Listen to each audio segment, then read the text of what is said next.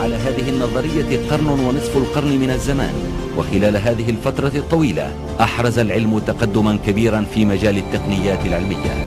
fact is that a huge number of highly complex systems in nature cannot be plausibly accounted. أستاذ علم الأحياء البروفيسور مايكل دانتون شرح تكوين الخلية الحية بمثال.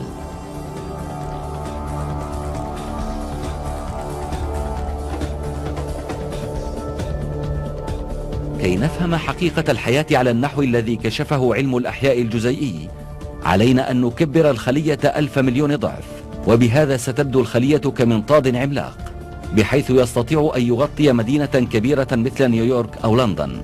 وإذا اقتربنا من الخلية وتفحصناها نجد عليها ملايين البوابات الصغيرة، وإذا تسنى لنا دخول إحدى هذه البوابات سنجد أنفسنا في عالم من التكنولوجيا المدهشة والتعقيد الفائق.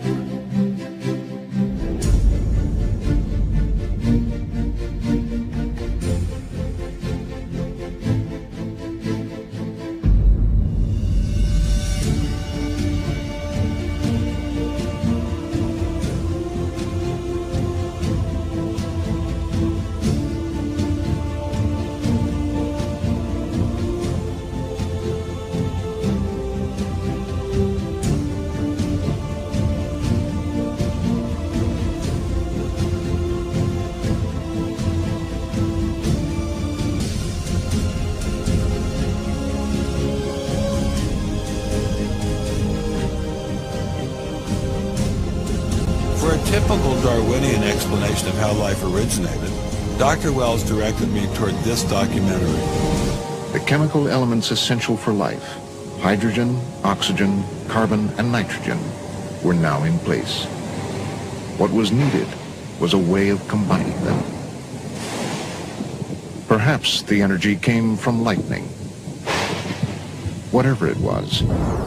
Excuse me? Whatever it was, energy managed to arrange these chemical ingredients. In 1953, Stanley Miller mixed water, methane, ammonia, and hydrogen to simulate the early Earth's atmosphere. Then he ran electricity through it in an attempt to jumpstart life. It's alive! It's alive! It didn't work.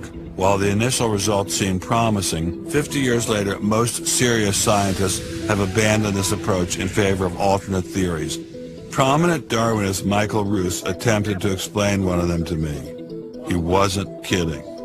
How did we get from an inorganic world to the world of the cell? Well, one popular theory is that it might have started off on the backs of crystals.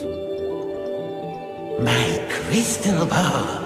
Molecules piggybacked on the back of crystals forming, and that this led to more and more complex. But of course, the nice thing about crystals is every now and then you get mistakes, mutations, and that this opens the way for natural selection. But at one point there was not a living thing, Yeah. and then there was a living thing. How did that happen? Well, that's just I've just told you.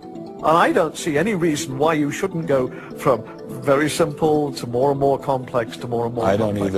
either, but I don't know how you get from mud to a living cell. That's my question. Yes, well, I've told you. I think it was on the Try back one of more crystals. time. On the backs of crystals. Over the backs of crystals is at least one hypothesis, yes.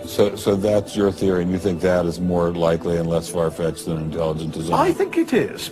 I wouldn't put Ben Stein's money on Dr. Roos's joyriding crystals, but it did make me wonder, what were the chances of life arising on its own? It's been speculated that probably there would have to be a minimum of about 250 proteins to provide minimal life function.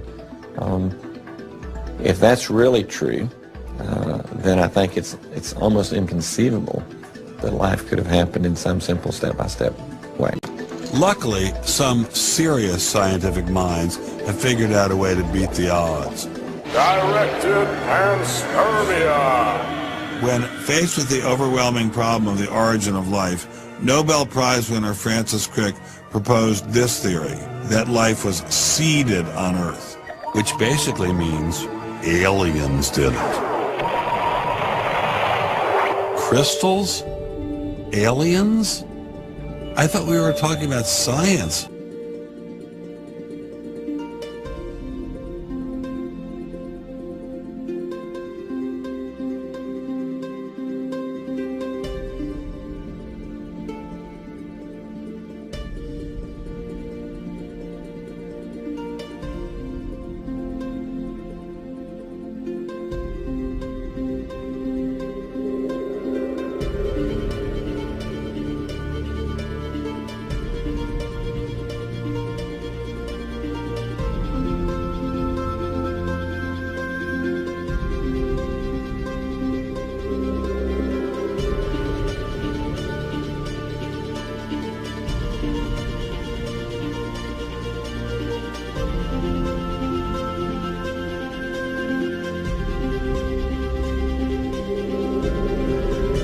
before you can ask, is Darwinian theory correct or not, you have to ask the preliminary question, is it clear enough so that it could be correct?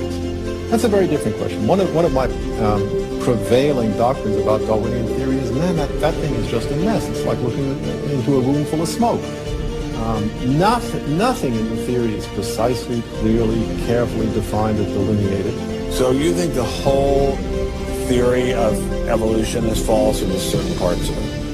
Well, again, evolution is a slippery word. I would say minor changes within species happen.